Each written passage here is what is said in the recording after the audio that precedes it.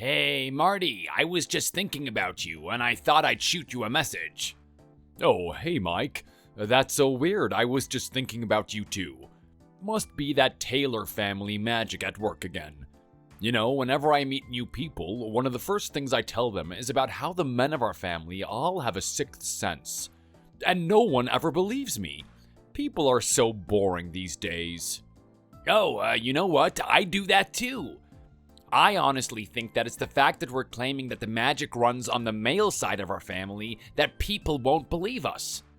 I think that if it was a tradition passed down among the women, people would take us more seriously. Don't you agree? Absolutely. People are so prejudiced. Anyway, I'm glad you texted me because I was wondering if you wanted to go for a game of golf or something with me this weekend. I've been wanting to go for a while, but I haven't had time. Are you free this weekend? Oh, actually I am. I never have time for golf either these days, but it would be nice to meet up this weekend for a round. Besides, I haven't seen my little brother in months. We're definitely due a catch-up. That's exactly what I was thinking. Some exercise, some fresh air, and an afternoon with my big brother Mikey is just what the doctor ordered. Maybe after, there'll be time for a quick beer in the clubhouse. There will be time for a beer afterwards. We'll make sure that there is time. How are you and Caroline getting along these days? No arguments recently? No, actually, we've been doing much better. Since Joanna moved out, we've had much less to argue about. But I can tell you about that while we're playing golf. You didn't text me just to talk about my marriage, right? And I'm guessing you didn't plan to invite me for a game of golf either. So, what did you want to talk about? Wow, I thought you were never gonna ask. Hey, we all know I talk way too much. It's always been this way, and you know me well enough that you should be able to just cut me off if I'm rabbiting, right? Right. It was actually about Dad. I had this really vivid dream about him last night. Oh, really? Was it a good dream? Yeah, it was nice. Dad and I were playing catch in the backyard just like we used to, except I was grown up. And we were having a really nice long chat about our memories of our childhood and everything. And Dad was super happy, cracking jokes and telling hilarious stories. It was a great dream. It was so bittersweet to wake up afterwards, because I really wanted to go straight back to sleep and continue to dream. That sounds really nice. I'm glad Dad was happy in your dream. Yeah, I really feel like he was there last night. I'm sure you know what I mean. But there was one story he was telling me that I think I had totally forgotten before last night. So now I'm wondering if you remember it. Okay, if you don't remember it, I'm surprised you think I would. You're older than me, so I bet you remember a lot more than I do about our childhood, right? I would have thought so too, but now I'm not so sure. Memories are weird things, aren't they? Anyway, according to the story Dad told me in my dream, you were about 7 or 8 years old, so I must have been about 11, and the three of us were all playing baseball in the yard, and Dad hit the ball over into Mr. and Mrs. Pullman's yard. Well, that definitely happened. At least I remember a few times the ball went over the fence, but I don't know who hit it. Yeah, so I guess Dad hit the ball, but he was too embarrassed to go and ask for it back, so he made us go. So then you and I went around there and snuck into their yard to get the ball back. But Mrs. Pullman caught us and started yelling that we were stepping on her flowers or something. And Dad said he was watching from the other side of the fence and laughing at us the whole time. Apparently, it was really hilarious because you said something like, "Oh my God, Mrs. P, they're only flowers. Why don't you just take a chill pill, man?" And she was so mad that she started shouting about how you were a rude, insolent boy, and if we ever came into her yard without permission again, she was gonna call the cops. Yeah, dude, she was so mad whenever she caught us in her yard. I can't believe you remember that. I definitely remember Mr. and Mrs. Pullman. They were always so grumpy, yelling at us and telling us to keep off their property. I just don't remember you talking back to her like that. Well, there was at least one time that I told her where to stick it. She was so mean, but I didn't know Dad was watching the whole time. Why didn't he speak up for us? Actually, that kind of reminds me of how I sometimes used to watch Joanna doing random stuff, like walking to school and stuff like that. When you're a parent, I think it's interesting to watch how your kids behave when you're not around. Haven't you ever done that with Frankie? I don't think so. Frankie's always been so clingy. I think if I was around, I was usually with them and making sure that they were okay. Right, Frankie was different like that. You probably wouldn't feel comfortable spying on them in case they spotted you and freaked out. But they're so much more confident these days, don't you think? You've done an amazing job with her, especially since you've done it all by yourself. We've both had our work cut out where parenting is concerned, right? Sometimes when I think about it these days, I can't believe the kind of trouble Joanna used to be when she was a baby. Like, remember how small she was when she was born? I could hold her in one hand.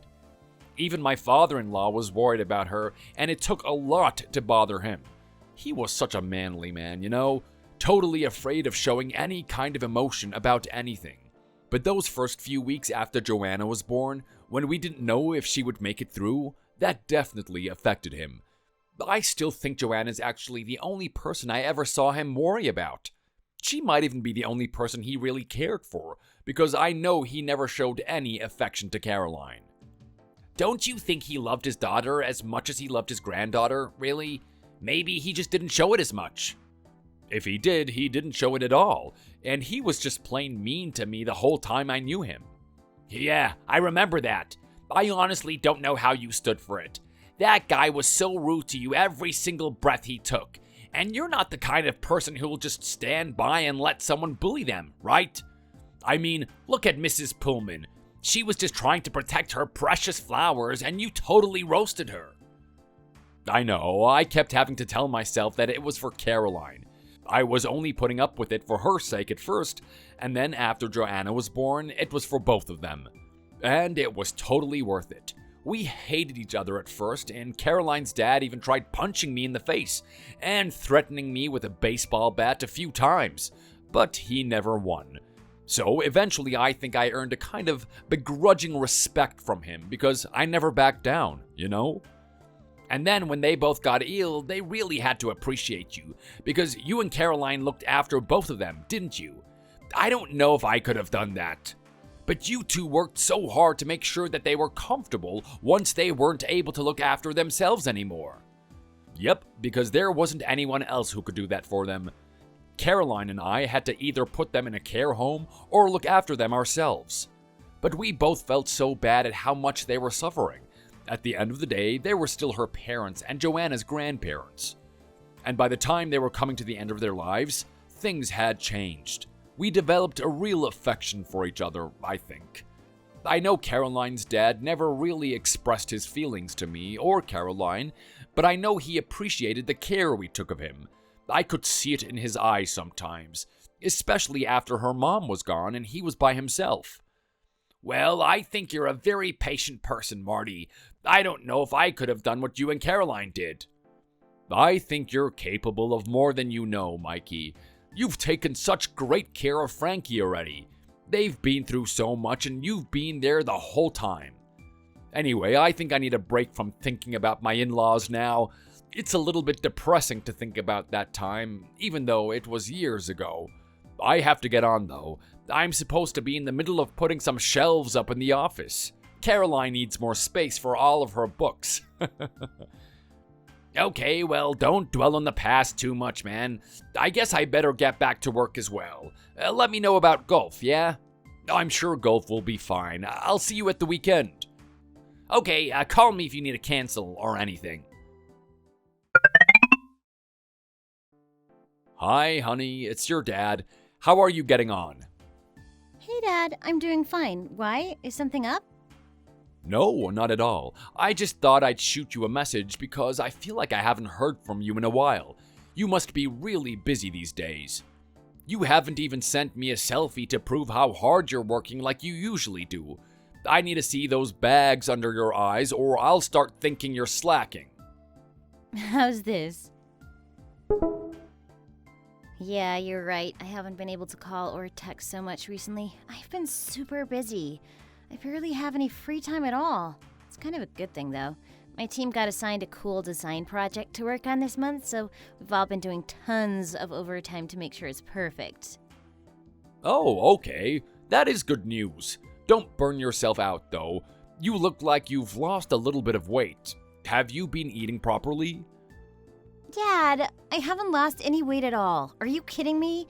You know I'm not the kind of person to skip meals. I'd still be eating breakfast, lunch, and dinner even if the world was about to end. Don't worry too much about me. Our office is a great cafeteria, so we never go hungry. My boss is always on at me about taking breaks as well, but I get really into work, so I just forget. But enough about me. How have you been, Dad? How's Mom? Have her headaches been getting any better? I'm doing great, thanks, Joe. Your mom hasn't had any bad headaches recently either, so I think I can say she's doing fine as well.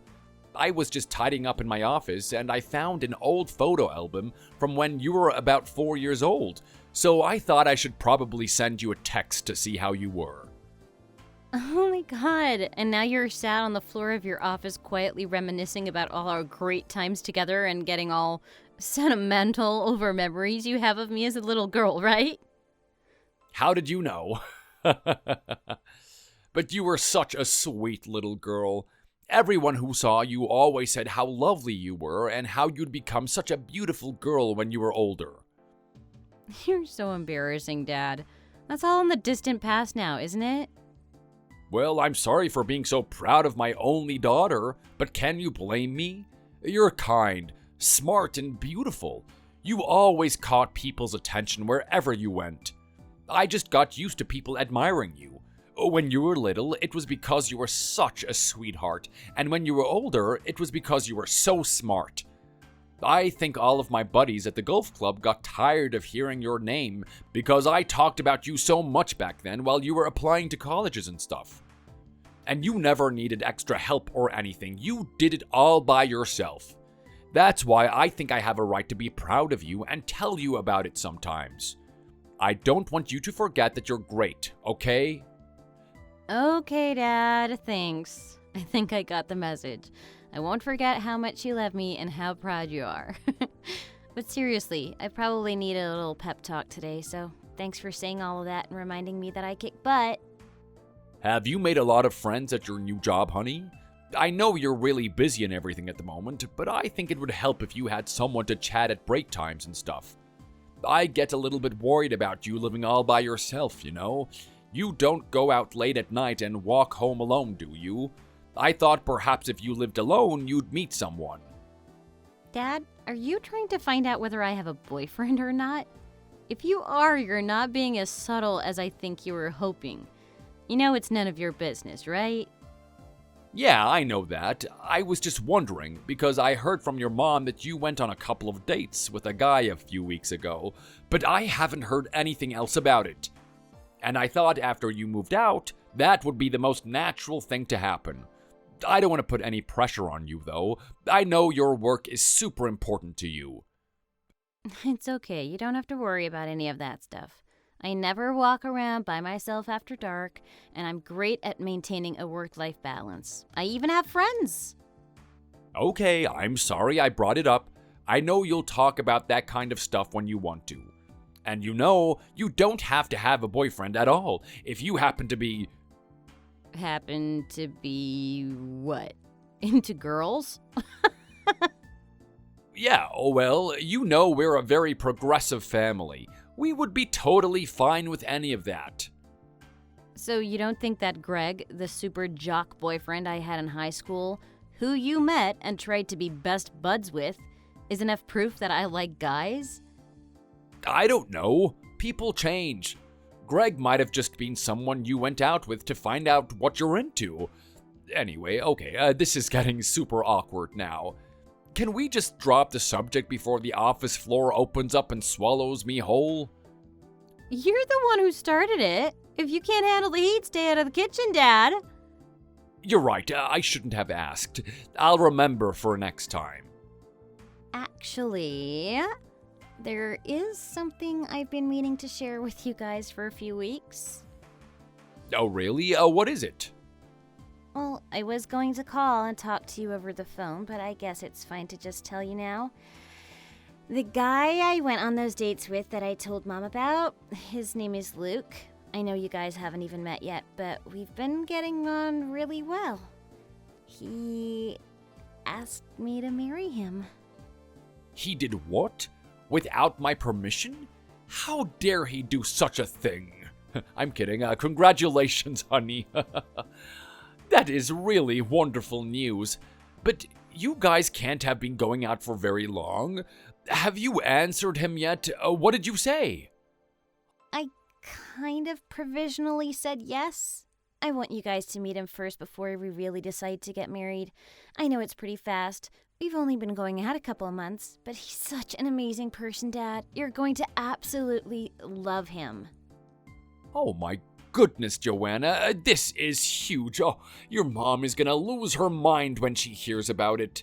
You should probably call her immediately after this and tell her, because otherwise she'll find some way to blame me for finding out before she did. I'm not gonna say anything to her about it until you've told her, okay? She's gonna be so happy for you. We both will be. I can't wait to meet this guy so I can judge him. Can you bring him next time you come to visit? How about Thanksgiving? It's only a couple of weeks away, but you were planning on coming anyway, right? Actually, yeah. I was hoping to bring him for Thanksgiving, if you really don't mind. I wasn't sure if it would be okay, because you guys always say Thanksgiving is time for a family, but I'm hoping Luke will be family soon, so I thought maybe you'd understand. Absolutely. You'll have to bring him for Thanksgiving dinner. But definitely talk to your mom about all of this first, and ask her permission too. Oh, I'm so excited. If you guys get married and have kids, I can finally realize my dream of becoming a grandpa with a big belly who falls asleep on the sofa after lunch like my pop used to.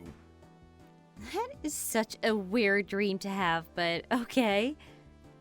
I'm a weird guy, what can I say? I hope your fiancé is excited to have an oddball father-in-law. Have you told him about our family's psychic powers yet? No, Dad. I'll let you do that. I wouldn't want to spoil your fun. Anyway, I'll see you in a couple of weeks, okay? Okay, honey, don't work too hard. Love you. Love you too, Dad. Hey, Dad? Is something wrong? I haven't heard from you since we left the house after Thanksgiving dinner. It's not like you to keep this quiet after meeting one of my boyfriends. And this time it's even weirder because it's my fiancé that you met and I still haven't heard what you thought about him. I've been waiting for you to call for almost 2 weeks. I'm getting seriously worried about you. Are you sick? I hope you don't hate Luke so much that you can't even bring yourself to speak to me. Hey, honey, I'm sorry for the radio silence. I know I should have called or texted you or something last weekend, but I wasn't sure what to say. Oh, Lord. You really didn't like him, did you? What's up? You know you have to talk to me about this eventually, so just spit it out. It's not that bad, I promise. I don't have a problem with Luke. He seems like a nice guy, and he's very good looking. You guys make a great couple. And his table manners were great. He was polite and kind to your mom and me. I really couldn't fault his behavior at all. Plus, everything he said about his family and his upbringing seemed great. His dad is obviously a successful businessman, so I'm sure his son will be a fantastic partner.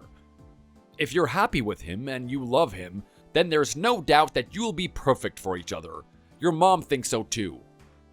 Yeah, okay, that all sounds great, but I know you and I think you're holding back. You have other opinions, don't you? I know there's something bothering you, Dad. What is it? Well, if you must know, it's just a feeling I get from him. Like there's so much happening on the surface, you don't notice what he's really thinking. I feel like there was kind of an act he was putting on, and I wasn't sure how much I could believe. I wasn't sure if I could trust him. It's something about the eyes, but it's difficult to explain what I mean. I'm sorry. It was such a weird feeling. And when I mentioned it to your mom, she had no idea what I was talking about. But I really can't get it out of my head. I feel like some part of him was honestly happy and loving, but there was a hidden part behind the facade.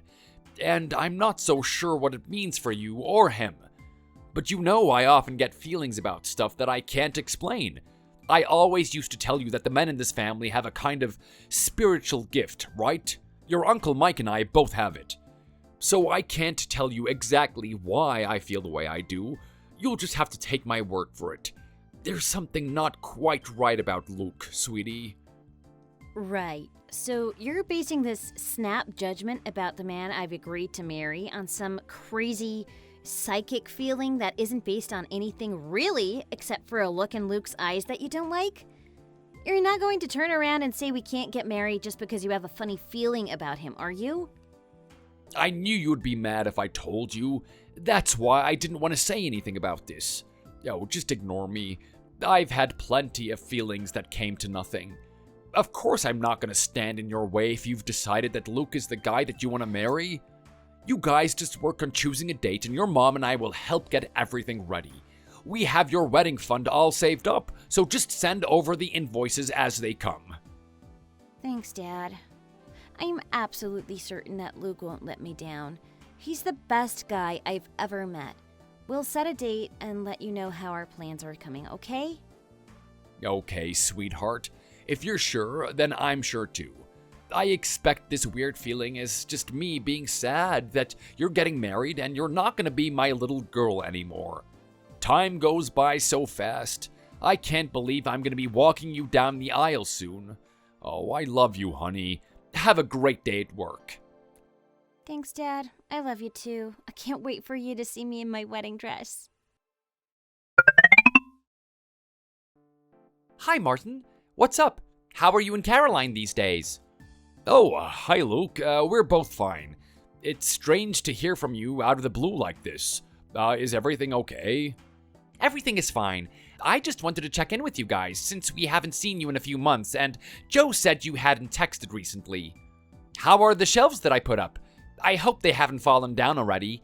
Did you put the gardening books up there like you said you wanted to? I'm sorry we haven't been around recently. I know I said next time I came I would cut the grass in the backyard as well, but Joe and I have both been so busy with work. The months have really just flown by. Oh, it's totally fine, son. I know I'm getting on a bit, but I'm still perfectly capable of cutting my own lawn. The shelves are great. Thanks again for doing that for us. Caroline says that if she left that stuff to me, it would never get done. I always get distracted and start reading the books I'm supposed to be putting up shelves for. Do you know I first started putting those shelves up about 5 years ago? And I just ended up making a huge mess, so I gave up and did something else. Never mind, Martin. That stuff happens to everyone. I always get distracted in the middle of projects, too. I'm glad to hear that you've been keeping the grass short anyway. I wish we had a big yard like yours, so that we could have a nice lawn. If we ever have kids, they'll need somewhere to run about, right? They sure would. But I guess Jo isn't in much of a hurry to start a family. Her career has always been pretty important to her. She's lucky to have you, Luke. You're so understanding and supportive of her. Thank you for doing that for her. You don't have to thank me, Martin. Your daughter is totally worth it. And if we have a family one day, I'm sure it'll be worth the wait as well. By the way, you've got a big birthday coming up, don't you? I sure do. I'm going to be 60.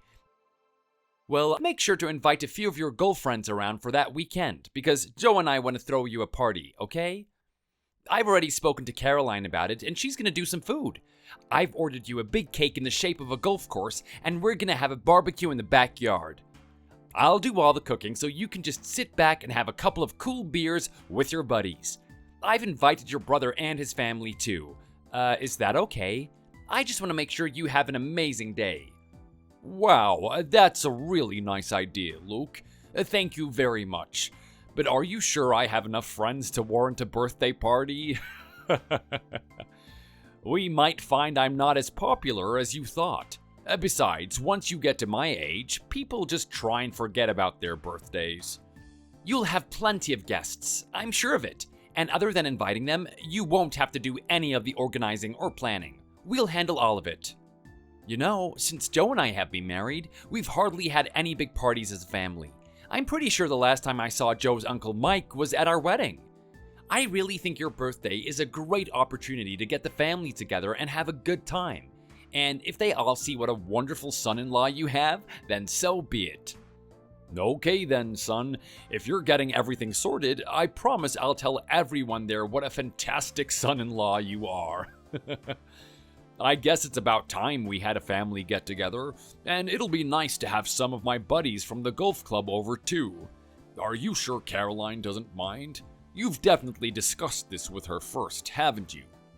Joe talked to her about it, and she said it was a great idea. Joe and I will go over there early to help set everything up, so it won't be too much work for her. Don't worry. Okay, great. I am excited. I haven't had a proper birthday since I was a kid. I can't even remember what the birthday song sounds like. I'm sure you'll recognize it when you hear it, Martin. We'll see you next month then. Hey, Marty, what's up? I hear we're all invited over to yours for your big birthday party. Now I'm wondering what happened to my big 60th birthday party. How come you didn't throw me one? No, it's not up to me, Mike. It's all Luke and Joe's idea. They're basically forcing me to have a party, and I'm not sure why. Well, it can't be that bad, can it?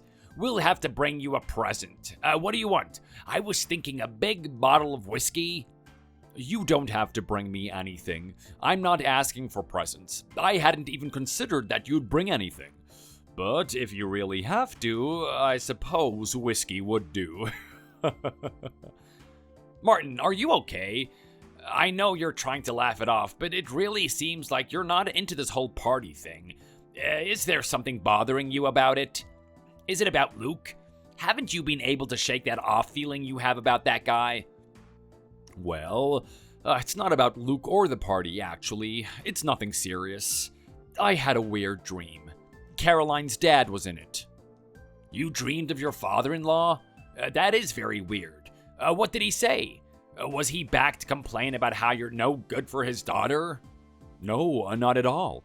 He told me to write down 6 numbers and they would lead me to a big financial gain. You're saying that your father-in-law came into your dream and gave you the frickin' lottery numbers? Oh my word, Marty, have you bought a ticket? And if not, why not? What is it, $2 a play? You'd be insane not to give it a try. Do you think? I've been wondering what to do about it all week. It's not like the guy was nice to me at all while he was alive. Why would he suddenly turn up in my dream like this? Who cares? You could be a millionaire. I say don't worry about why too much and just do it. You basically have nothing to lose. If you're not going to do it, tell me what the numbers were and I'll buy one. One of us has to try it. Fine, I'll do it, but I'm not going to be a millionaire anyway, because when I woke up I could only remember the first 5 numbers he said. Still, it kind of feels like cheating. It's not cheating because nobody really knows what the numbers are going to be. How can a spirit from the past see into the future anyway? Just use the numbers as you remember and put a random one as the 6th. It is going to be crazy if your numbers come up. What are you going to do? I don't know, but I guess I have to give it a try. I expect you'll find out the result, because if I win, I won't exactly be able to keep it a secret. Just promise me you won't say anything to anyone about this dream I had, yeah? Sure, man. I'm not gonna blow your chances, am I? Michael, the lottery numbers were right. Can you believe this? This is insane. I'm getting the prize for 5 correct numbers. It's gonna be huge. You have got to be kidding me. The numbers you saw in your dream were the winning ones? If only you remembered the 6th number, you would have won the jackpot. Who cares about that though? 5 numbers right is still a lot of money, isn't it? Oh, this is unbelievable. I really want to know why this happened, man. I know what you mean. I am so freaked out right now, I can't even think straight. But why did he give me these numbers? He never liked me. I can't believe he'd want me to be rich. The only person in this whole family he ever really loved was Joanna. Why wouldn't he give her the numbers? Maybe he couldn't. She's not exactly gifted with open-mindedness about the occult, is she? Maybe he couldn't contact her himself? Well, do you think he expects me to give her all of this money? I wouldn't mind it, but she's not poor or anything. Her and Luke are doing fine. They have more money than Caroline and I do. Yeah, I don't know, man. Maybe he felt bad that he treated you like dirt the whole time he was alive until you and Caroline ended up looking after him while he was sick. Perhaps he couldn't move on in the afterlife until he settled this debt he has to you guys. This is his way of repaying you for that suffering and making sure you have a comfortable life now. Yeah, I guess it could be something like that. He was always a fair man. Maybe he can't move on until he feels like he's paid us back. But I'm still in shock about this. I'm definitely gonna need a few days to think about it. Do you think I should talk to Caroline about her dad? I don't know, actually. She's like Joanna, right? She'll think you're crazy if you tell her that her father came to you in a dream. Yeah, you're right. I'll leave it. You should. Just enjoy your winnings for now. Hey, Mike, are you at work right now? I am, but I'm not busy. What's up? I dreamed about my father-in-law again last night. I think this is like the third or fourth time he's shown up in my dream recently. And it's not just me dreaming of him. I can't explain it, but he's definitely in control of my dream consciousness while he's there. It's like a nightmare, and I can't get away from him. That sounds kinda scary. What happened in the dream then? Did he give you the lottery numbers again? No, each time he's come this week, he's been super threatening. He keeps trying to give me these horrible, ominous warnings about Joanna and Luke. It is especially bad about Luke, but it's not clear what's wrong with him. I just keep waking up with this terrible feeling that Luke is gonna hurt Joanna. But Luke is like a big teddy bear guy who just seems to love Joe so much. He's even throwing you a birthday party. I know we both had our misgivings about him. I admit there has been something weird. I feel like he's shielding a part of himself from view. But it's been years now and nothing terrible has happened. He's been a perfect son-in-law, hasn't he? It is very hard to imagine him doing anything to hurt or deceive Joanna. I know, it totally goes against everything I think I know about Luke. But what do I actually know about Luke? I see him a few times a year at most. For all I know, he could be doing anything behind Joe's back. But you can't accuse him of anything just based on a funny feeling you got from your father-in-law in a dream. I know, but it was a very strong feeling and a very clear message that something must be done about Luke or he was gonna hurt Joanna. The old guy definitely wants me to get rid of Luke somehow, but I'm not sure exactly why. And the worst part is, I don't know if it means he's gonna hurt her physically or emotionally. What if he threatens her or uses violence towards her and I knew and did nothing? I'd never be able to live with myself if I let someone harm my daughter. You understand that, right?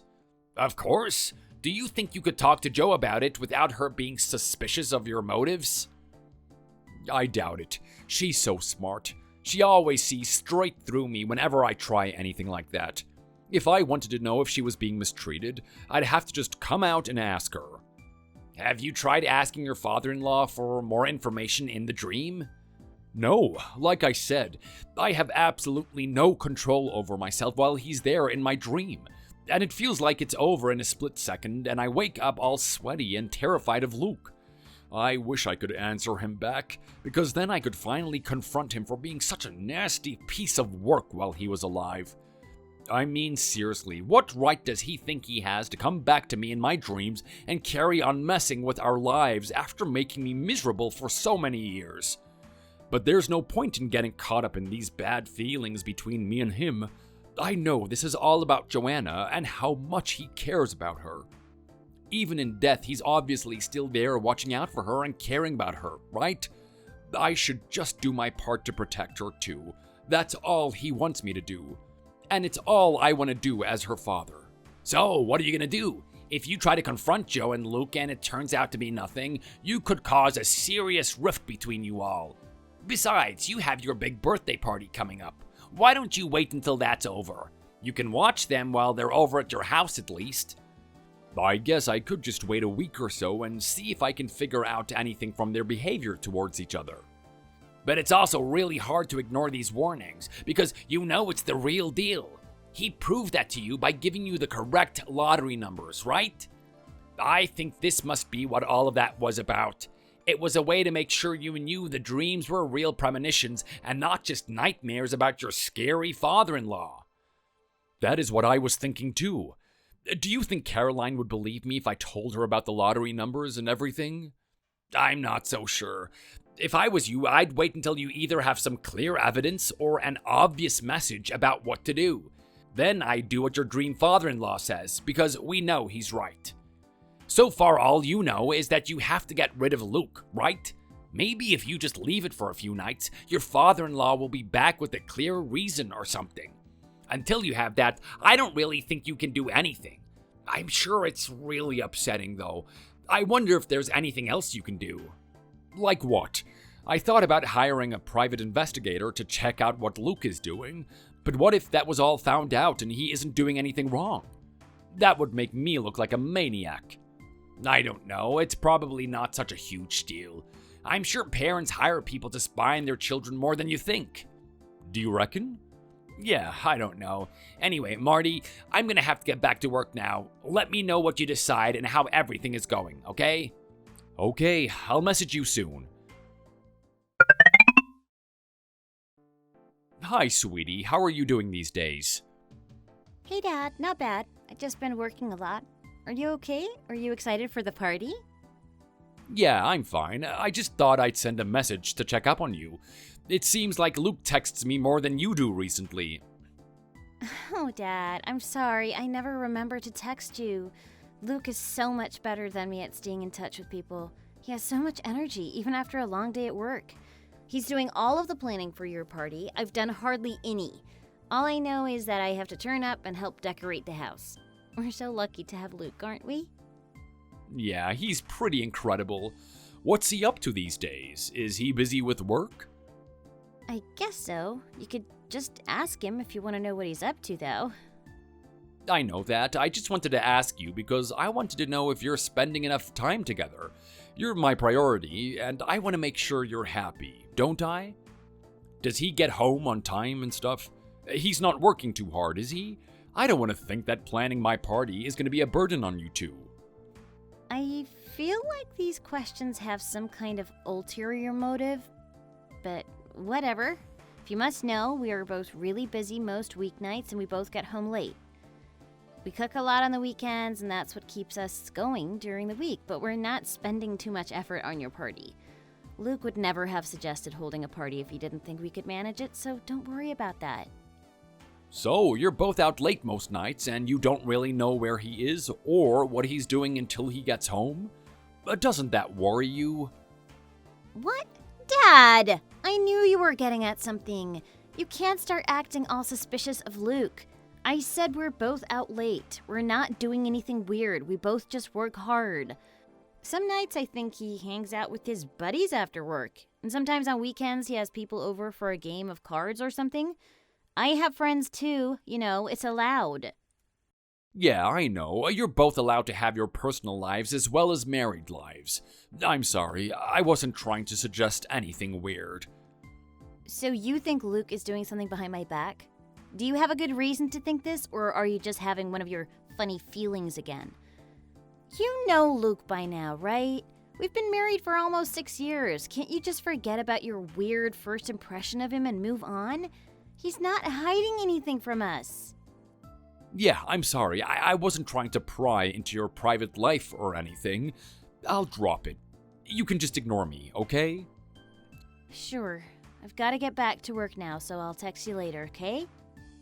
Okay, honey. Have a good day. Hey, Caroline, honey. Are you busy right now? Kind of. I feel like I'm getting a headache. What's up? It's about Luke. I think we have a problem. Seriously, I know you're probably not going to believe me because you always said I was overreacting and being overprotective of Joanna. But I still have this terrible feeling that there's something he's not telling us. He is up to something, Caroline. I know it. Oh my god, Marty, are you being serious? You have to stop this nonsense about Luke. You're taking it too far. I know you always want to trust your instincts about people, and I appreciate that, but it's been over 5 years and Luke hasn't done anything wrong.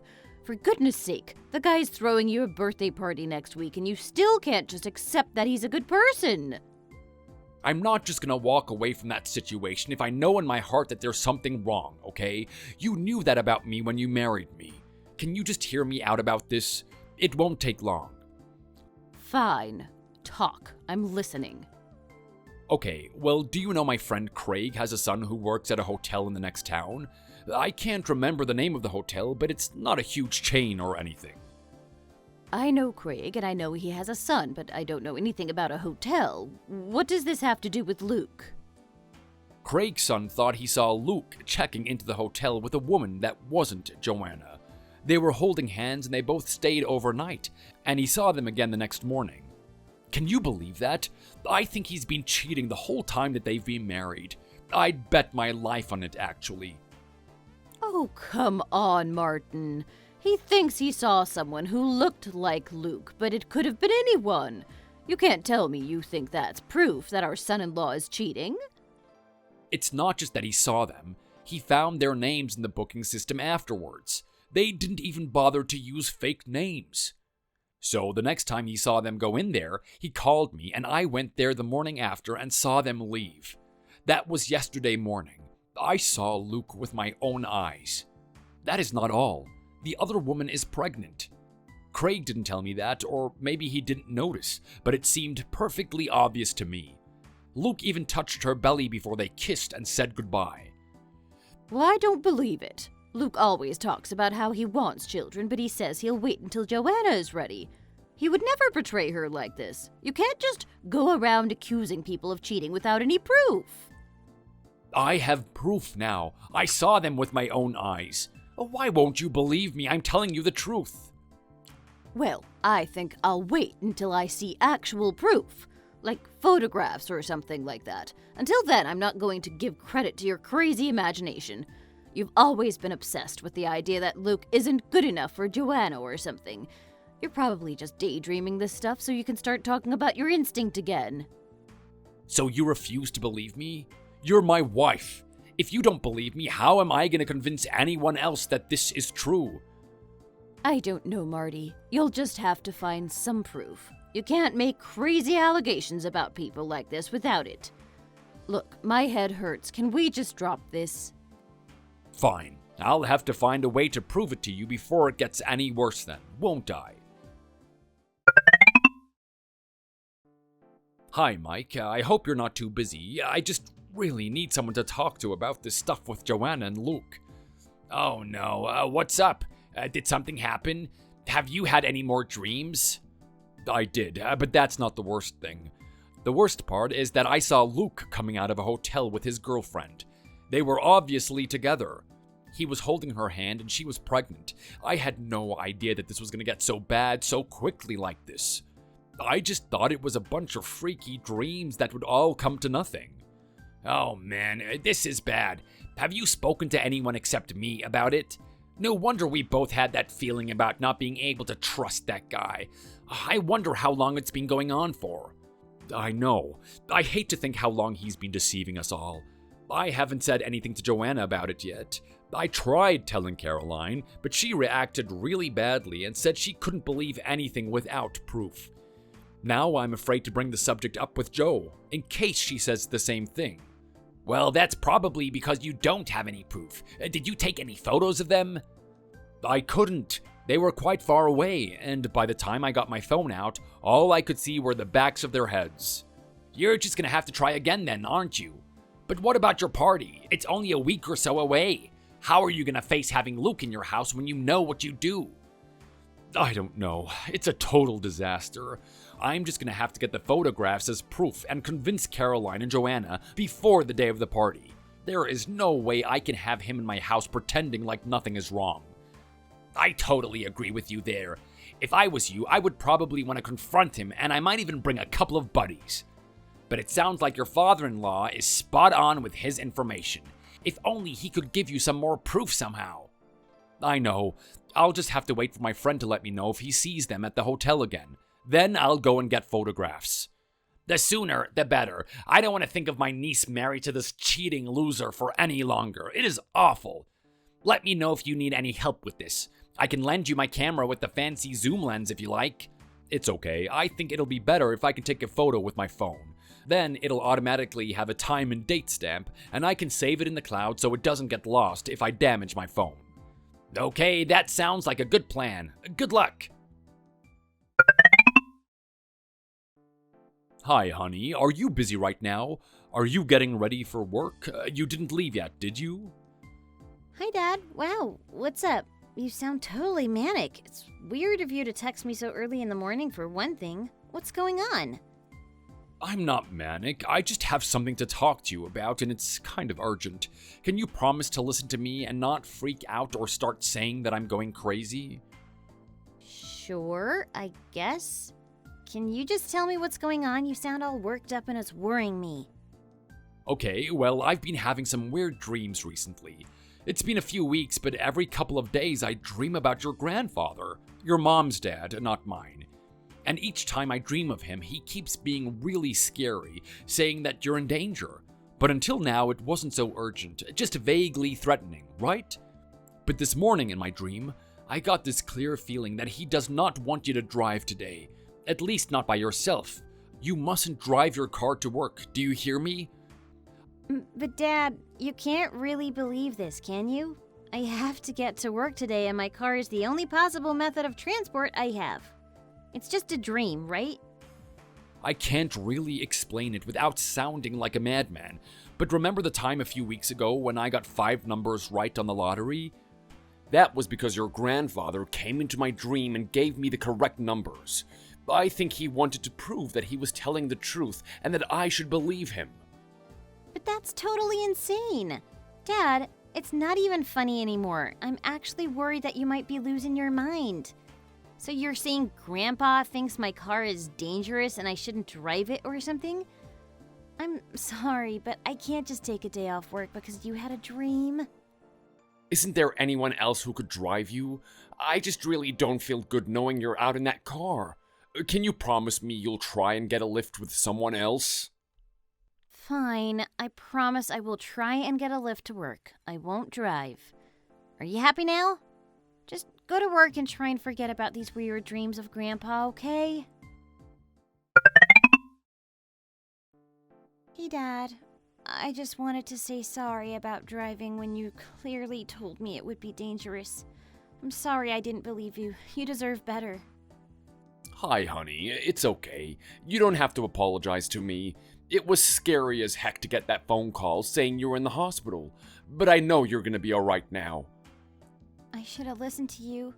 You've always listened to your instincts, and when I was a kid, I thought that was awesome. You're like a psychic superhero, but these days I've been telling myself that it's all stupid and you're just overreacting. It was wrong to think that, and I'm sorry. I know you only ever want what's best for me.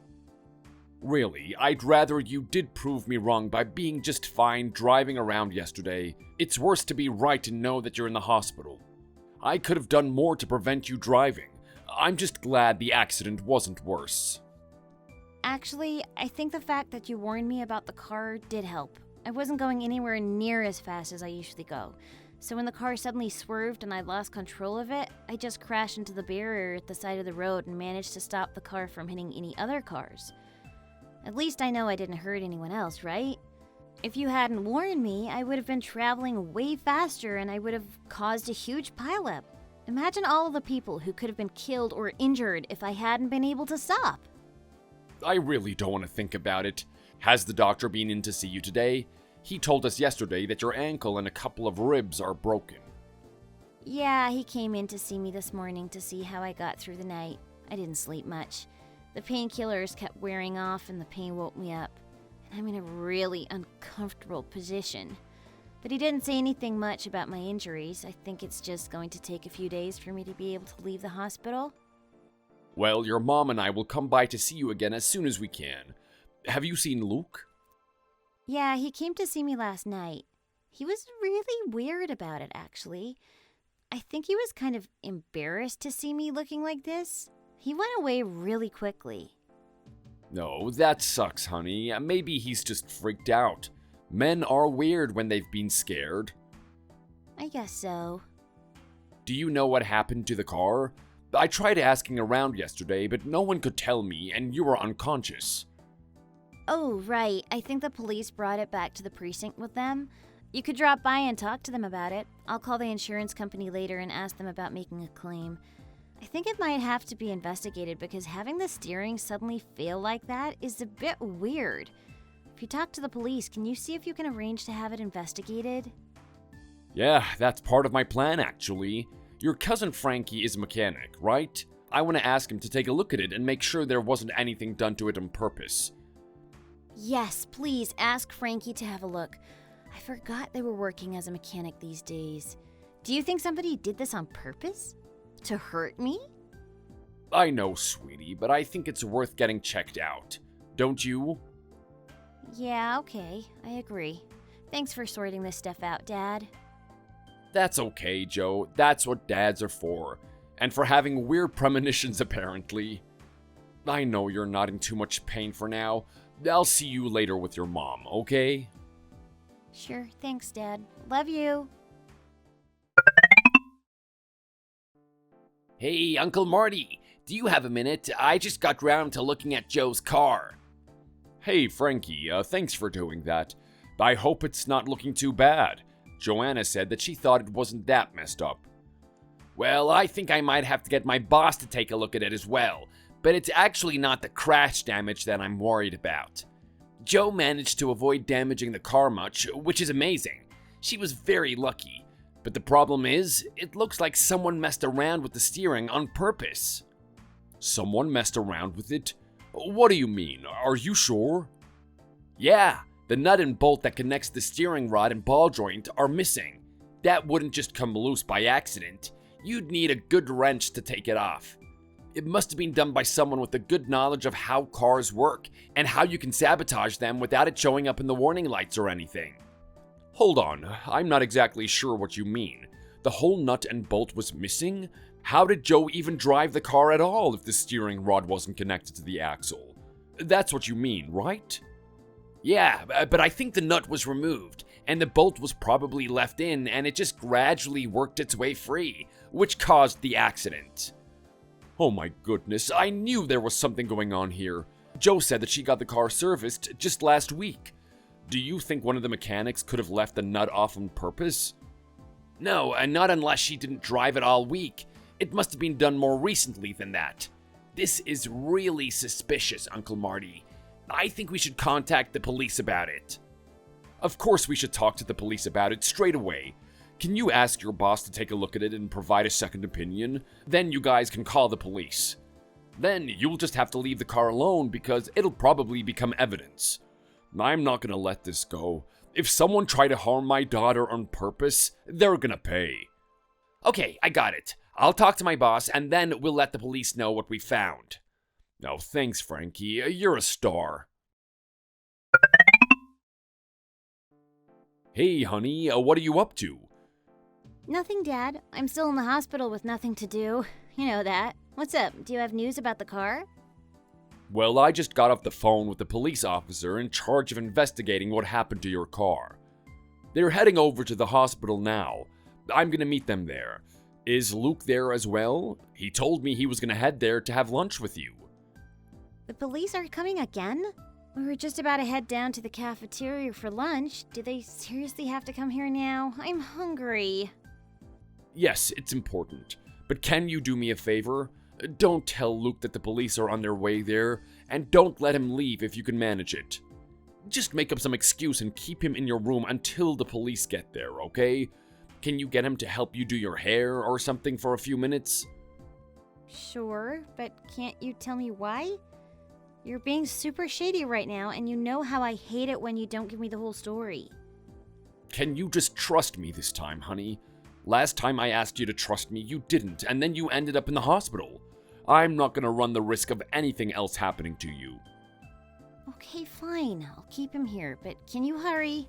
I don't know how long I can distract him before he starts to wonder why we're not eating lunch.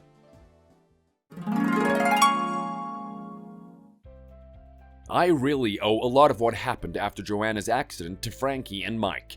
It was Frankie that figured out how the car was sabotaged after all. After Frankie told me about the steering fault, I asked Joe to give me the name of the garage and the mechanic who serviced her car. When I went around there, I was pretty surprised to see the woman I saw coming out of the hotel with Luke. She was just sitting in the office as though she owned the place. That's when I realized there was something really suspicious about the whole situation. I knew I needed to find out exactly what was going on and fast. So the next time I heard that Luke and his mistress were staying at the hotel together, I sent Mike around there with his phone, camera, and zoom lens to get as many pictures as he possibly could of them leaving together. After that, all we needed was proof that Luke and his girlfriend were responsible for tampering with Joanna's car. It wasn't as difficult as I thought it might be. The next day, Frankie agreed to go around to the garage and pretend they were looking for work. They met the owner, Luke's mistress's father, and he said they could do a trial shift.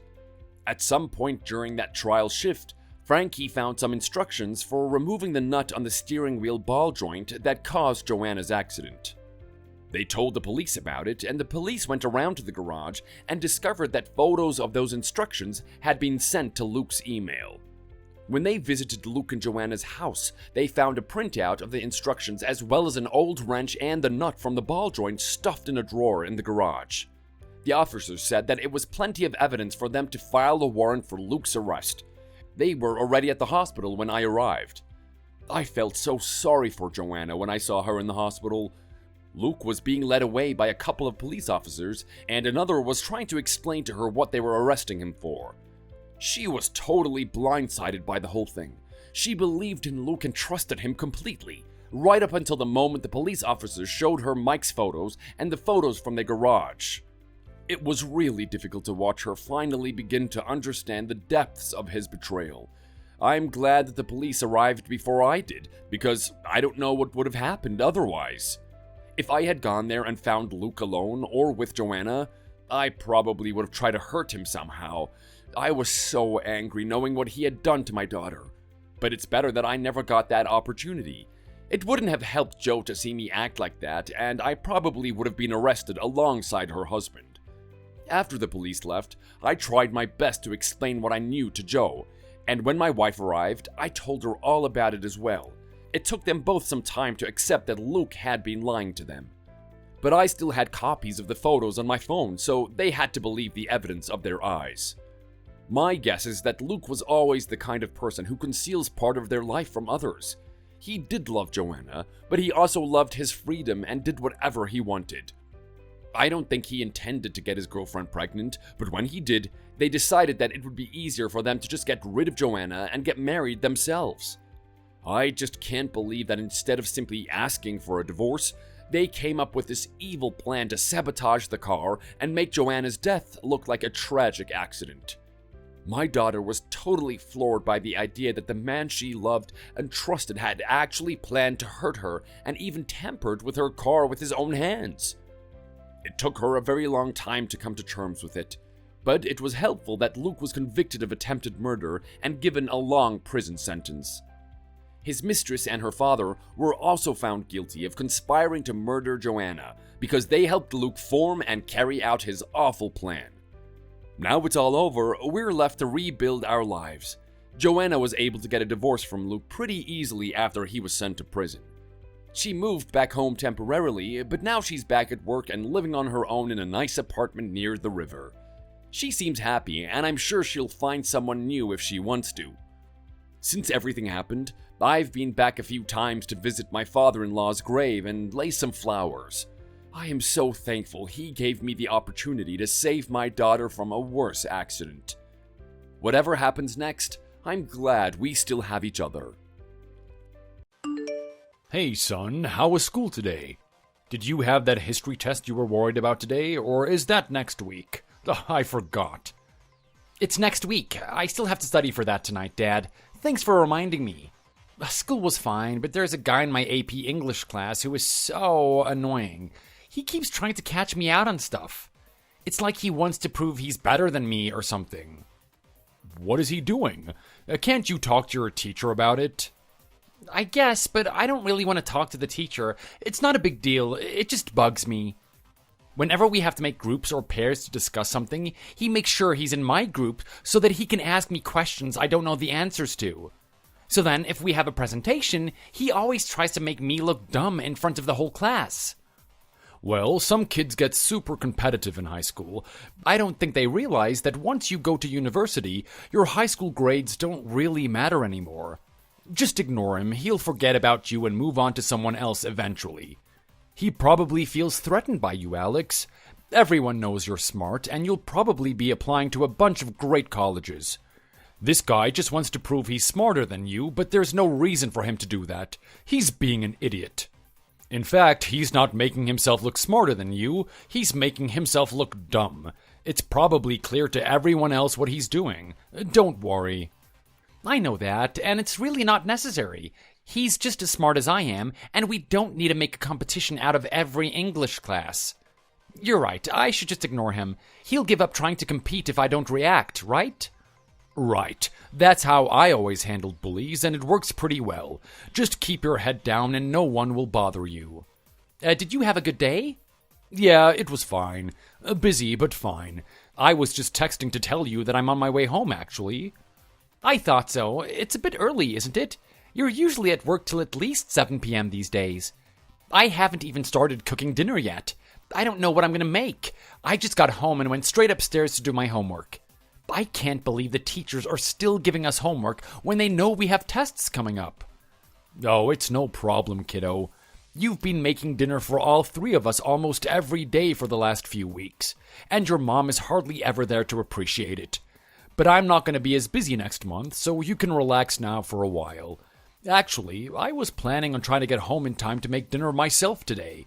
That's why I got out of work earlier. I just think it's fair since you got tests coming up. Really? That's great. You know how much I love it when you cook, Dad. I can't wait. It's been such a while since you had time to do dinner. Well, don't get too excited. I'm not making anything special tonight. Probably just mac and cheese. If you're in the kitchen right now, can you check if we have cheese? If not, I'll go to the store on my way home. Only mac and cheese? Nothing special? You must be joking. Your mac and cheese is fit for a king. Whatever, son. Well, you know I've been doing my best to help out around the house since Mom has been getting home so late. But if I'm honest, I'd rather eat your food than anything I can make. You see, that's why I wanted to make something nice for you this evening. We've all been so busy recently, it's been such a help to have you do dinner so that there's something ready when I get home from work. Thank you so much for doing that this month, Alex. But I really think now that your tests are coming up, you should have the time back to focus on revision. I probably shouldn't have even started relying on you like that. Well, it hasn't been much of a problem. We have plenty of cheese, by the way, I checked. Anyway, my teacher said that my practice tests are fine. I even got 95% on one of my math tests. My friend Kevin was so jealous, I thought he was going to lose his mind. Oh, that is amazing, buddy. I really don't know where you get your brains from. Not me, anyway. Especially since you're taking all AP classes this semester, right? Isn't the material really complicated? If I was you, I would need all the time I had to study that stuff, and I probably still wouldn't understand most of it. It's fine, really. It's not that much more complicated than regular classes. They just go into a lot more detail, so there's more to remember. But I'm doing okay. I guess it's probably down to you helping me to study so much when I was a kid. Now that I'm older, I know how to handle homework. Well, I'm thankful for that because I don't think I could help you to study for your classes these days. Especially AP Math. I'd be hopeless. But just remember that you can tell me anytime you want to take the day off, just to focus on your studies, okay? I don't want you to feel like you have to help around the house as well as doing all of that schoolwork. It is really fine, Dad. If I have the time, I'll help out. You're the one who's really going through a hard time right now, aren't you? Mom never helps out around the house these days. She just comes home from work and makes a huge mess and expects us to deal with it. But that's because she's really busy with her work as well. Her career has always been really important to her, you know. Yeah, I know. I think her career is more important than our family. But she doesn't even seem to be putting that much effort into her job recently. I think she leaves work early and goes somewhere else before coming home. What makes you say that? I don't know. Sometimes if I walk by her, it's like I can smell alcohol or tobacco, but she doesn't smoke. I'm starting to think that she's not spending that much time at work anyway. I feel like you're the only one doing a full-time job in this family. Well, try to go easy on your mom, okay? She's worked really hard for so many years, and she has a lot of stuff going on right now. And I don't mind working a bit extra for you guys. Now is my chance to feel like a real breadwinner. Whatever makes you happy, Dad, but you deserve a treat sometimes too. Oh, that reminds me. I've been meaning to ask you if you wanted to go and watch a baseball game with me as a special treat for working so hard around the house. I'm getting a bonus at the end of this month, so I should be able to afford some really sweet tickets for us if you like. Well, if we get tickets for after my tests have finished, I think it would be awesome. We haven't been to a game in such a long time. Do you really think that we can? Of course. Let's do it next month after your exams have finished. I'll get the tickets. Maybe we could even get new team jerseys. I'll have to see how much my bonus is. Okay, that would be amazing. I think mine is too small now, so I don't think I can wear it. You're still growing? I haven't had a new jersey in years, Dad. Of course I'm bigger now than I was when I was 13 or whenever it was when we last went to a baseball game. Okay. Just don't tell your mom about any of this, because I don't want her to think that we're wasting money. Sure, but if she asks, I'm not gonna lie to her. I'm not asking you to lie to her. Just don't volunteer any information unless it's absolutely necessary. Okay, got it. I can't wait. Hey, Georgia, did you have a good day today? Are you going to be home late again tonight? Do you know what time we can expect to see you? Yeah, I'm gonna be late again tonight. You know what? From now on, you can just assume I'm always going to be late if you like. I don't know why you suddenly care anyway. I haven't been home on time for months and you haven't mentioned anything. Well, I've been working late a lot myself, so I haven't noticed as much as I probably ought to. But recently, you've been coming home smelling of alcohol. Even Alex has started to notice. Don't you think it's time you got whatever this is out of your system and started spending a little more time with your family? You could at least set aside one evening a week to come straight home and hang out with your son. Don't be ridiculous. If I come straight home after work, I'll just be bored and alone. Alex spends all of his life studying. Even if I am there, he just comes out of his room to eat and then goes straight back to study. Why should I try and spend time with you two when you're never there and he acts like I'm not there? That's not true. Alex has been getting home from school and cooking and cleaning because I didn't have time to. If you'd been around, you would have seen that. If you get home late, then you're not going to see him because after dinner is the only time that he has to study for his tests. You should at least get home in time for dinner one day a week to have a conversation with your son. You guys hardly ever speak anymore. Moms and their sons never really have anything to talk about when they get older. He's in high school now. We don't have anything in common anymore.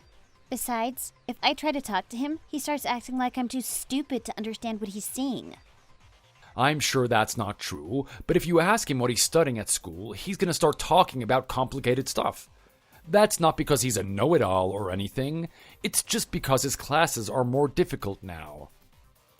He just acts like he doesn't have time to explain it to me. You could try asking when he's not busy studying. Like I was saying, if you get home early enough to have dinner with us, we'll all have plenty of time to talk, won't we? I just think you need to start taking an interest in Alex and the things he's into. It's making him sad that you don't seem to have time for him anymore. If you're around the house a bit more often, you'll be able to talk to each other more naturally. It's no use. I just don't feel like talking to anyone these days. Not unless I've had a glass of wine first. After my pay got cut like that, I am finding everything so difficult. I can barely get through the day without crying. I don't think you understand how humiliating that was for me, Bruce. I was so proud of my job before all this happened. But now I can't even look my own family in the eye? I'm sorry you've had such a stressful year when it comes to work. But I really think you should be thankful that it was just a pay cut and you didn't get laid off. Imagine how much worse it could have been for all of us. I know it must have put a dent in your confidence. When we met, you were this incredible, high-flying businesswoman, and I know your job was a huge part of your identity. But don't you see, this is the perfect time to turn to your family for support. Alex and I will help you out no matter what happens with your work. I just really don't want to see you drowning your sorrows in drink and frivolity. For one thing, the money would be much better spent on something else. And we need to save as much as we possibly can so that we can help Alex out while he's at college. Oh, we don't need to worry about saving money. We're still both working full-time, and you've been doing so much overtime, I think I can rely on you to save, can't I? We both know you're making more than me now that I've had my pay cut. How do you think I feel about that? I don't know, but I think it's something you need to be fixating on, Georgia. You can't use that as an excuse to give up contributing to this family. If you could just stop drinking so much, I think you'd find you have more time and money to enjoy with your family. And I know we're still both paying the same amount as we always were to keep up with the bills and mortgage, but costs are going up. In the future, we might have to rethink how much we each pay. There are some extras I have to buy recently, and it all mounts up. So you're saying you contribute more to our expenses than I do? That's fine. You earn more than I do. Fine. Well, you're spending your earnings on the things you need, like drink and nights out, and I'll handle everything else, shall I? There's no need to be passive-aggressive with me, Bruce. It's not like we're in the red or anything, right? We're perfectly safe living off your salary, and I'm saying I can't afford to give you any more than I do. We've been getting by just fine, even though I've been spending whatever I want on my social life for a few months. I'm not sure what you think the problem is here. I just don't think it's fair. I don't know why you won't admit it, that it's not fair, instead of getting all defensive and being selfish about it. Because until I got my pay cut this year, I was earning more than you and contributing plenty to the household expenses. I worked my butt off for this family. Now that you're so successful and wonderful, you can pick up the slack and I'll take a well-earned break, thanks very much. I am so thankful that you worked so hard for Alex and me for so many years, Georgia.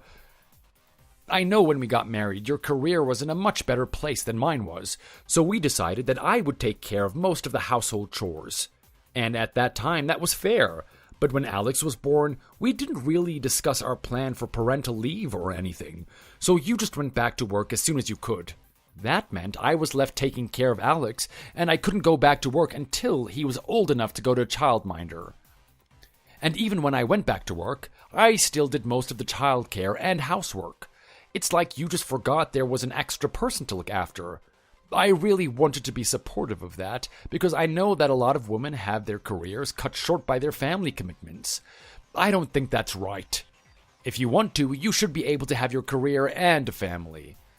But now things are getting kind of ridiculous. You don't earn as much and you don't work as long hours, but you still seem to think I should do all the parenting and chores. I'm getting tired of it, and I don't think it's got anything to do with your career anymore.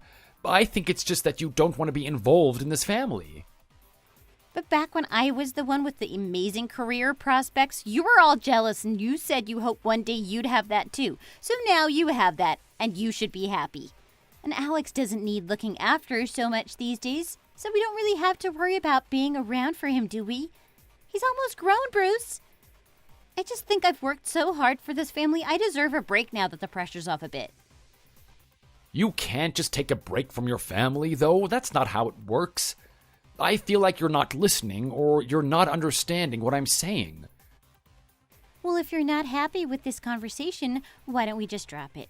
You're the one that started this discussion, but perhaps I can be the one to end it. No, I am not finished yet. Then why don't we just leave it for now, and when I get home later, we can just pick up where we left off. You don't have a problem with that, do you? Yes, I do. Alex will be around then, and I don't want to have this conversation while he's in the room, trying to concentrate on his math homework or something. That is why I'm texting you about it now. What makes you think he'll be able to hear us? He's usually listening to music while he's studying anyway. I think you're just trying to avoid having this discussion face-to-face because you don't have the guts to look me in the eye while you talk about me. That's not it. I'm trying to help you, Georgia. I don't see how this crazy drinking and socializing can end well. and I want to protect Alex as much as I possibly can. He's already asking questions about why you're not around so much. I think if he hears us arguing, he'll probably freak out and start trying to take sides. Or he'll probably want to know what it all means and start jumping to weird conclusions or something. He has tests coming up soon, so I want to keep the house quiet and calm so that he can stay focused on that. Oh, don't you think that's best for him? But the other reason I want to have this conversation now is that it's important to me, so I'd really rather get it finished now instead of putting it off again. Well, how about I hurry up and come home now? Alex won't be studying yet, so we can just ask him to take a walk to the store and pick up some juice or something. You're really not thinking about this logically, are you? Do you think we can sort this out in the time it takes Alex to get to the store and back? I'm just trying to find some kind of solution to make you happy so that you'll shut up and I can be left in peace. Isn't that logical? Well, if you're going to start being offensive, I definitely don't want to have this conversation in person. You'll just get ruder. I am not asking you to rush home early every night. I'm not even asking you to give up drinking completely. I just want you to pay a little bit more attention to your son. He misses you. And if you don't want to contribute more to the housework, perhaps you could put a little bit more of your salary towards getting a cleaner once a week. You think we need a cleaner? At the moment, your son is the cleaner, and we can't make him do that while he's supposed to be studying, so yes. I can't believe the only value I have to you is financial. You just want more money out of me, so you and Alex don't have to work too hard. That is not what I said at all. I specifically said spend more time with your son. First and foremost, that's the thing I want you to change. I'm tired of talking about this. It's driving me crazy. Fine, let's just talk about it another time. If you have been listening to me at all, you'll try and pay more attention to Alex, and maybe we won't have to have this conversation again. It just sucks the way things are going. It feels like I'm a single father, and it's just me and him on our own. Well, that's great for you. You were always one for busting the gender stereotypes. I'm sure you guys would get along just fine without me. Just the boys, together, enjoying baseball and video games. You don't have to worry about me, Bruce. I'll be fine. That's not what I'm saying. I'm trying to keep this little family of 3 together. Can you just act like you're part of our family? Do some mom stuff for a change? I'm really reaching the end of my patience with it. It's becoming more difficult to think of reasons to have you around. Yeah, I got it. Okay, you don't have to keep saying the same thing over and over. I'll try and get home earlier sometimes, okay? Can you just leave me alone now, please?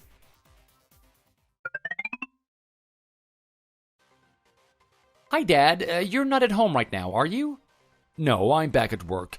I just started my lunch break. Are you okay? Oh, today's the day you finish school early, right? There's some stuff in the fridge for lunch. Help yourself to whatever you want, okay? Or you can make something yourself if you like.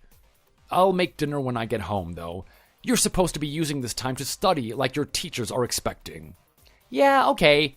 But actually, I was wondering if you came home early because it looks like there's someone in our house. Really? There shouldn't be anyone there besides you. Maybe I just left the lights on or something. Your mom is at work today, and she said she wasn't going to make it home until late again. No, it's not just the lights. There is definitely someone else here.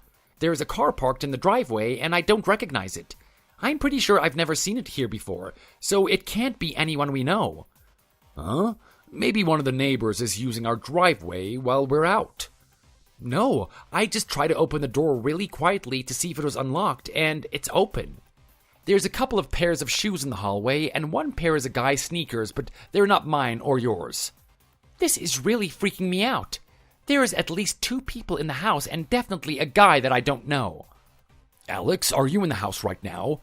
Just stop whatever you're doing, and please get back outside of the house. If there's someone in there, we don't know that they could be dangerous. But if they were trying to rob us, they wouldn't have taken off their shoes, would they?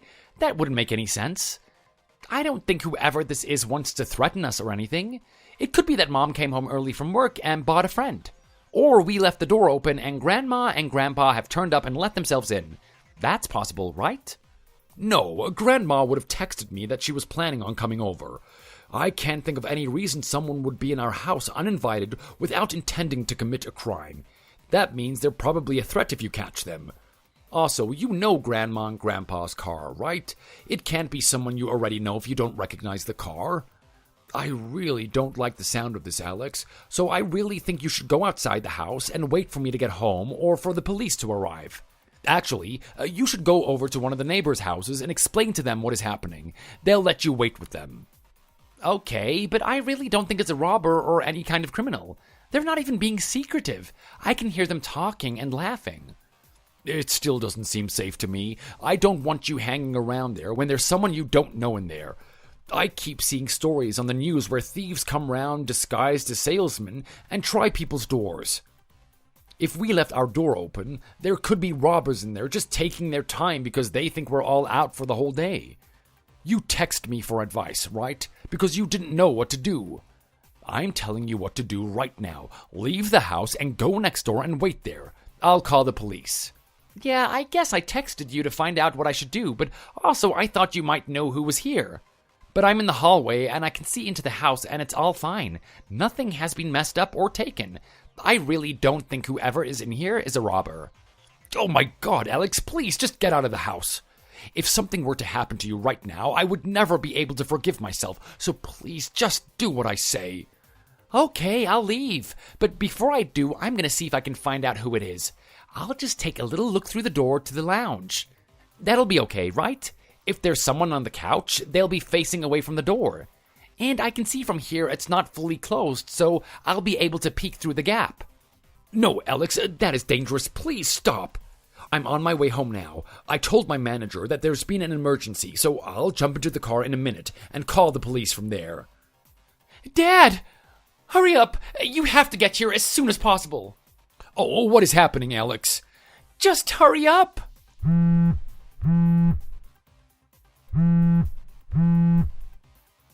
Alex, what is going on? Please answer the phone.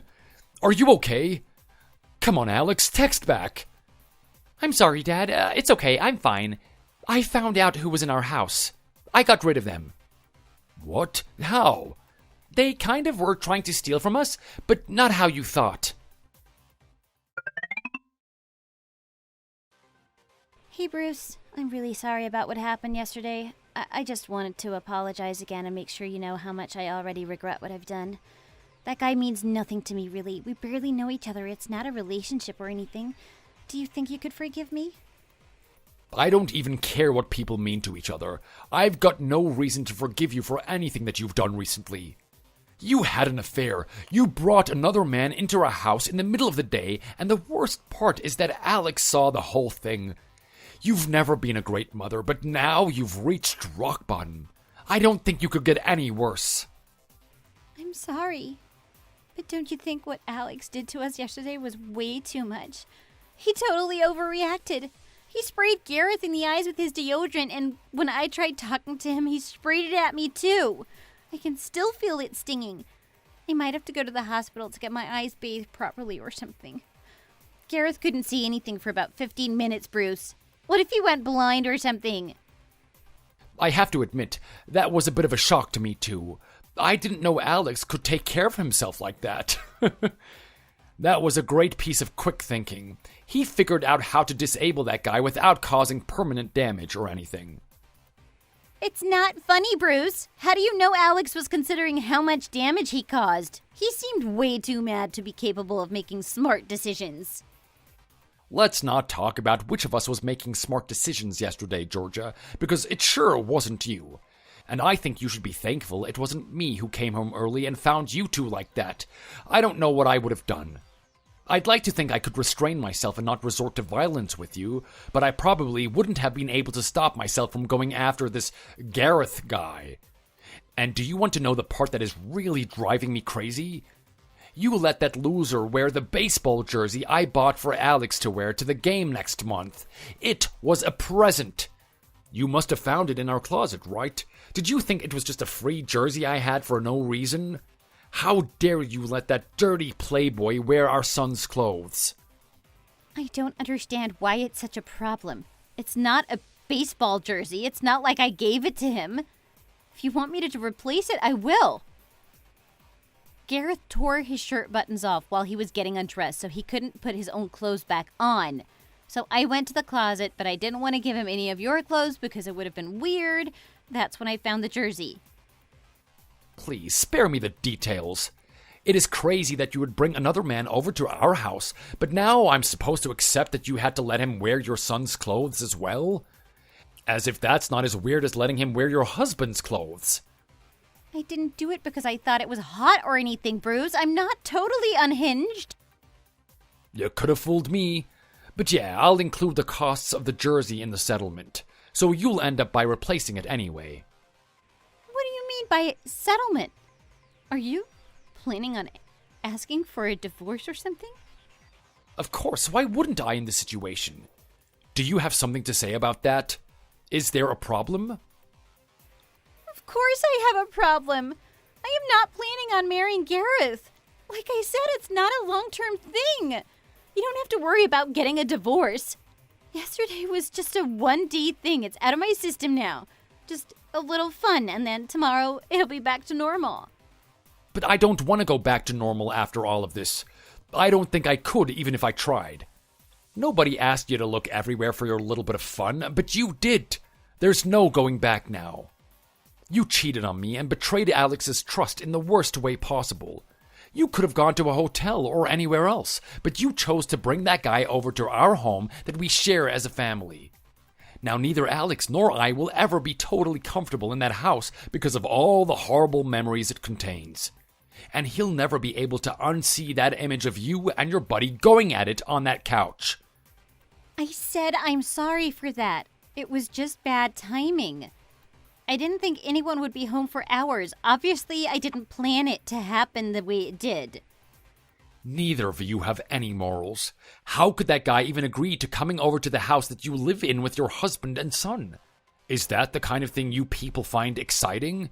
You are disgusting. I think you're going a bit too far, Bruce. Let's not make this weird. We just didn't really think it through too much. It was a spur-of-the-moment thing.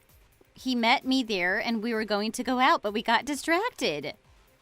No, you're right. We don't have to talk about this stuff. I just don't understand why you would invite a man to our house in the first place. At least arrange to meet at a hotel or something. Now that I know what you were doing in there, I can't bear to be in there myself. The thought of it makes me sick. I don't want to be in my own house imagining all of the places that you've both touched with your naked bodies. And it's not just me. Alex doesn't want to go in there either. He says he's staying at my mom and dad's house for a while, and I agree. I don't think we're going to go back to that house to live in. Whatever happens in the divorce, that house will have to be sold. I wish you would stop talking about getting a divorce. We haven't even talked about it yet. He's not the kind of decision you can just make by yourself, you know. We have to discuss what we both want and agree what to do. I'm telling you that I know everything that I did was wrong, and it won't ever happen again. Can't you believe me? I'll even pay to have the house redecorated. There'll be brand new furniture and everything. You won't recognize anything, I promise. Please don't ask me for a divorce. We can get through this. It's not just the cheating, Georgia. You haven't been behaving like a proper member of this family for some time now. And if you never managed to change your behavior when I asked you to, how do you expect me to believe you can change it now? I asked you so many times not to go out and spend money on drinking and socializing, and you couldn't even manage that for me. Remember last year when you started spending all of that money playing online gambling games on your phone? But I've stopped that now. But you didn't quit because I asked you to. You quit because your boss found out that you were leaving the office every 30 minutes to play games in the bathrooms. Look, I understand that work has been stressful for you this year, so I wanted to make sure you had time to yourself to relax. But you just took advantage of that and started spending more time out of the house. Now I discover that you've been having an affair. I'm sorry, Bruce. It was all a terrible mistake. I promise from now on I'll come straight home from work every day. I'll transfer all of my earnings into your account each month, and you can decide how much I have as an allowance. If you can just forgive me, I'll do anything, I swear. The only way that I can begin to forgive you is if you agree to a divorce. If you'll do anything, you can do that, right? I've talked to Alex about it, and he says that's what he wants too. He'll come with me, and once we've been able to start getting over this, then you can start seeing him again if you're still interested in being part of his life. But I really don't want to be parted from you guys like this. You're all I have. Then why did you cheat like that and cause us all of this pain? I don't know. I was out of my mind. It was just an impulse, and I shouldn't have gone through with it. Well, it doesn't matter now. It's done, and you can't take it back. Also, I think I've been depressed. I wasn't ready to admit it before, but now I can see that I wasn't myself. So I started going to a bar near where I work. One of my coworkers goes there sometimes, and she invited me. I thought it would make me feel better. And Gareth is one of our clients who sometimes also goes there. He noticed I seemed unhappy, and he said he knew a way to make me feel more confident again. I thought he meant something like get a new haircut or something, but the first time I met him outside of work in the bar, he took me to a store and bought me new underwear. Then he said he wanted to know what it looked like on. Stop, I don't need to know this. But it really did help. I started feeling so much better about myself, but then one thing led to another. Seriously, I don't want to hear it, Georgia.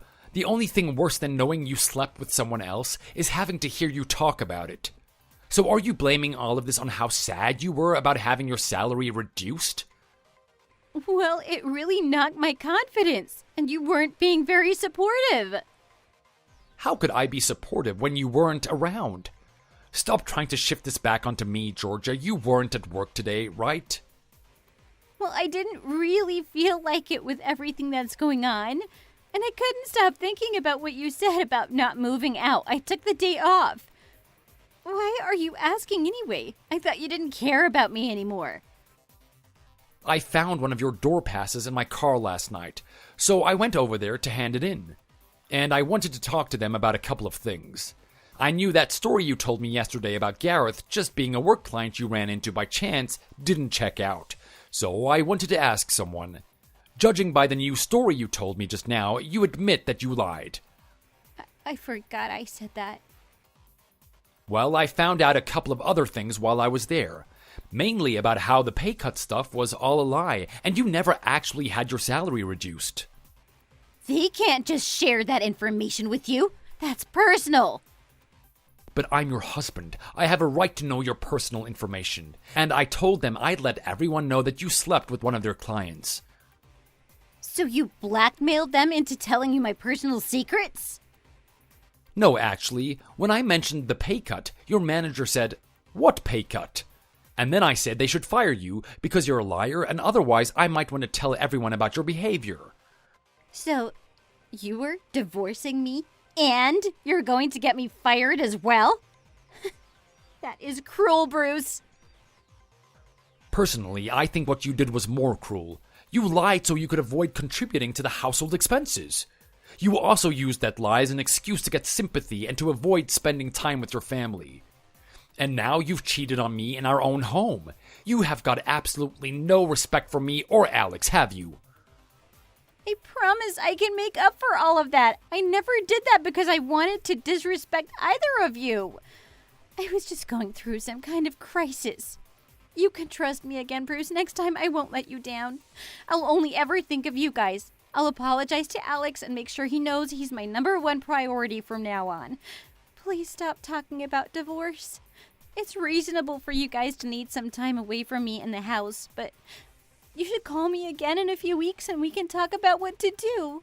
Let's not decide the future of our marriage in the heat of the moment like this.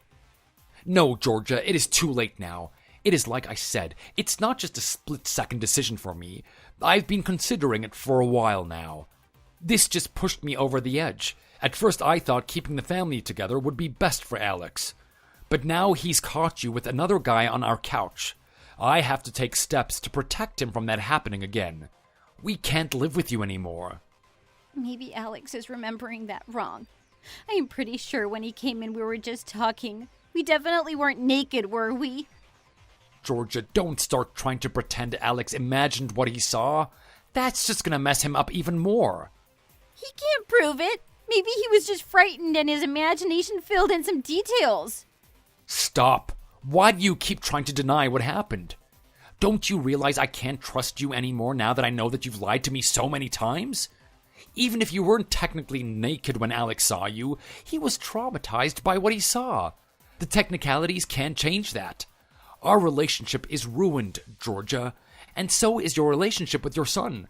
Please, just accept that and let us get on with our lives. But you can't just leave me like this. If you do, everyone at work will know it's true about the affair. If I'm fired and you leave, how will I afford to live? I don't really care. It won't be my problem anymore.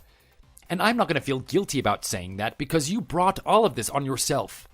These last few months you've done whatever you pleased without worrying about how we feel about it. Why don't you just go back to doing that? But I can't afford to lose you and my job, Bruce. Why won't you listen to me? Let me tell you something now, but you have to agree not to judge me. I can't agree to that, but if you need someone to listen to you, go ahead. The thing is, I never actually quit playing those gambling games. The only reason I can still afford to get by is because I didn't need to help so much with our bills. So if you leave, I won't be able to afford this house as well as bills and food. You better hope you don't lose your job then. As long as you give up those games and keep your job, you should be able to get by just fine. Just make sure you don't spend any money on drinking or buying presents for your toy boys. But if money becomes tight for you, we can agree to sell the house in the divorce, and you can move to a smaller place. That's not all, though. It's worse than that. I don't think moving to a smaller apartment is going to fix this problem. What problem? Well, back when I was working a lot of overtime and earning a lot, I just developed some expensive habits and also took out a credit card. And it was easy to pay it off because I was earning enough, right? But these days, it's just kind of mounting up and I can't afford to pay it. It's quite a lot of debt now, Bruce. I don't want to know. It's not my problem. It's all in your name, right? It is your responsibility to sort this out. But it would be so much easier if you and Alex lived with me and helped with the bills. I'll quit the gambling games and I'll just focus all my energy on making you both happy. We all know that's not going to happen. You've just proven to me what a liar you are. You should get help, Georgia. I tried so many times to help you quit those games. I tried to get you more involved in this family. I did all I could to make sure none of this happened, but I couldn't do it all by myself. You had so many chances, but you blew them all. Goodbye, Georgia. Alex and I went to live with my parents for a few weeks after all of this took place. Luckily, their place isn't too far from Alex's school, so he could keep going to his classes and studying for his tests without too much stress. I think the stuff with his mom definitely affected his scores, but he was able to pull it back the next semester and he still applied and he got into a great college. His strength through all of this has been such a source of comfort to me. I knew I could handle the emotional strain of the divorce, but I was worried about how he would take it. Luckily, it turned out just fine. And now that he's at a college and not worrying all the time about helping around the house or whether his mom is going to be home, he is doing really great. Georgia wouldn't agree very easily to the divorce, since she knew it would leave her in such a financial mess, so in the end, we had to get a lawyer to come between us. I got full custody of Alex, but he's pretty much an adult now, so I don't really need to worry about looking after him so much. But at least it means that Alex can choose whether he wants to meet with his mom or not. At the moment, he doesn't, but for the sake of his future self, I'm trying to encourage him to forgive her a little bit at a time. When the news about our divorce became public, everyone at Georgia's work realized the rumors were true, and she was fired for having a relationship with a client. The guy, Gareth, also wasn't welcomed back as a client, so he had to move his business elsewhere. I heard afterwards that he's pretty close to bankruptcy because now he has a reputation and no banks will lend him anything. But I don't want to waste time thinking about that guy. These days I pretty much managed to forget about his existence altogether. But I can't forget about Georgia. I changed my number to try and escape her, but she still calls my parents sometimes to ask about Alex and me. For a long time, she refused to accept the divorce was happening, but the lawyer managed to make her see sense. He had to convince her to agree to the terms while they were still good, because otherwise I was going to have to take her to court. So she agreed to sell the house and take half of the proceeds and whatever furniture in the house that was still hers. According to her parents, she now lives in a studio apartment in the next city and works 2 jobs to pay off the credit card debts she got into. She is very lucky that she still has supportive parents after what she did to me and Alex. After the divorce, they paid for her to go to a gambling rehab to shake the addiction. So she's finally free of those gambling games, and now she can work on becoming debt-free too. My life has been really great since the divorce. I've been able to move into a nice new place with a room for Alex and a spare room if he ever wants to bring a friend. My work is still going well, and I enjoy it a lot more since I'm no longer forced to work overtime to help pay for George's bad habits. Alex and I went through a lot to get a place where we finally felt happy and whole again. We were both hurt pretty badly, and I don't think we'll ever really forgive her. But as my coworker said, not having to worry about my partner and whether she cares about the family and everything will actually relieve a lot of stress. Even though I'm on my own right now, I feel like I can handle anything. I might even try dating again one day. But for now, all I need is the support of my fantastic son. We've always made a good team, and even with him away at college, we're stronger than ever. Maybe once Alex has finished his first semester at college, we'll take a little trip somewhere exciting. Or we could catch that baseball game we never got to see. Whatever happens, I'm sure we'll have a great time.